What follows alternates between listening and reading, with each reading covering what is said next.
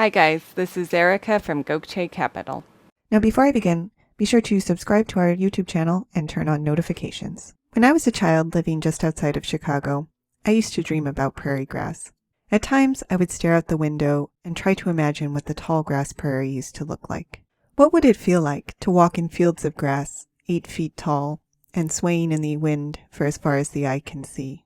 There are a few beloved national parks that display the wonders of the tall grass prairie, but, as unknown as it may be, this ecosystem is home to a chain of life as rich as the Amazon rainforest. Yet this gift of life was a bit of a double-edged sword, for the tallgrass prairie produces soil richer than any other in the country, and within a few decades of the opening of the Midwest to development, farms had replaced all but 1% of the original grassland. The prairie's spectacular soil turned the Midwest into a breadbasket, but the fields of corn and wheat, as tall as the tall grass once was, today mask an extreme change. Some 33% of the rich prairie soil is completely gone, and the rest has been severely degraded. Now, what to do about this? I'll let you know at the end of this video. But it is not just the Midwest prairies that have experienced rapid degradation. In fact, land degradation is a major issue for all land, both in the US and worldwide. And every landowner can do something about this. So in today's video, we'll go over the top things you should know about land degradation. Number 1. Land degradation is the temporary or permanent decline in the productive capacity of the land. This means that its productive potential has been dramatically diminished, including its farming potential and its value as an economic resource. Number 2. Land degradation is caused by many factors, most of which are man-made, including agricultural use, deforestation and development, and climate change. Specific activities that individual landowners engage in that can cause land and soil degradation include clearing the land, engaging in poor farming practices that erode and diminish soil quality, growing monoculture crops, overgrazing the land, using inappropriate irrigation strategies, and drawing too much water from the ground, urban sprawl and land development, using off-road vehicles, quarrying the land, and of course dumping in almost any capacity. Number 3. Land degradation matters because it stresses the farmland and pastures that provide food, water, and quality air for us all. So when soil is degraded and land is eroded and polluted, you see a reduction in food production, as well as stress on natural water resources. And in extreme circumstances, populations may be forced to move as the land becomes all but unusable. Number 4. If you are a landowner and you would like to know if your land is degraded, there are a number of indicators you can use to evaluate soil fertility and quality. Now, it's important to note there's not one test that can determine whether soil is degraded, but you can look at the following factors: the soil structure, the depth of the topsoil, your soil's ability to hold water, the bulk density, pH levels, the conductivity, soil respiration, nitrate levels, and earthworm counts. Number 5. If those previous indicators sound like gobbledygook to you, fortunately, the USDA has a soil health assessment kit that can help guide you on how to analyze your soil and determine whether it's degraded. This kit is available online. You can simply search for the Natural Resources Conservation Services Soil Health Assessment, and I'll include a link in the description to this video.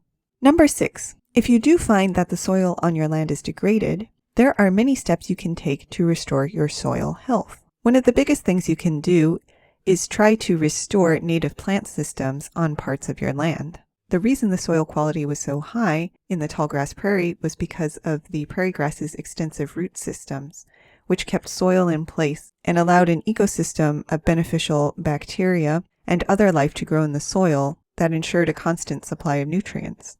In a similar vein, increasing plant diversity is another huge step you can take. As we mentioned earlier, one of the contributors to soil degradation is monoculture, whether that is in an agricultural context or simply planting a lawn in your yard. The more different kinds of plants you have on your property, the better it is for your soil's health. Adding organic matter to the soil can also go a long way to helping it recover. And this can include compost or manure from domestic animals. If you are farming your property, Leaving portions of your farmland fallow for certain periods of time allows the soil to recover. Carefully managing fertilizer and pesticide use also helps soil recover and reduces pollution. Increasing ground cover can help soil recharge and replenish itself.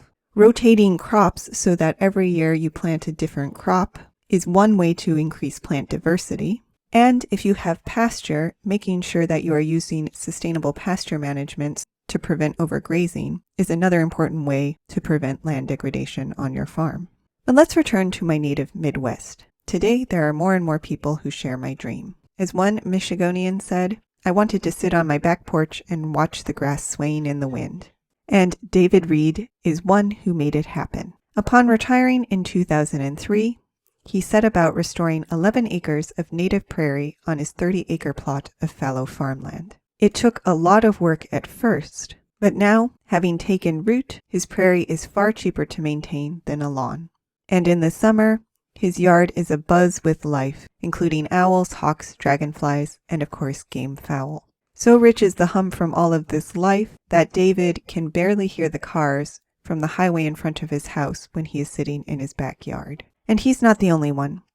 Thousands of others are starting a quiet revolution by planting tallgrass prairies in their backyards, hunting lands, and fallow farm fields. It seems the dream is spreading.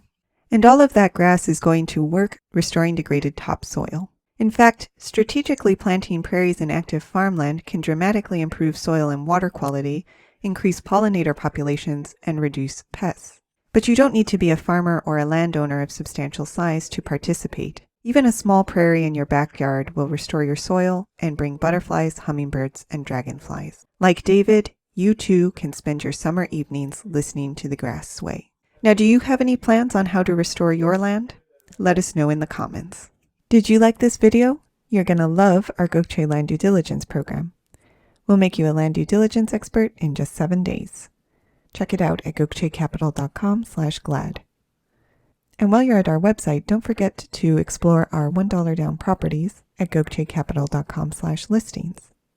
Finally, don't hesitate to reach out with any questions. You can email, call, or text, and we will respond as soon as possible. So thank you for listening, and more to come.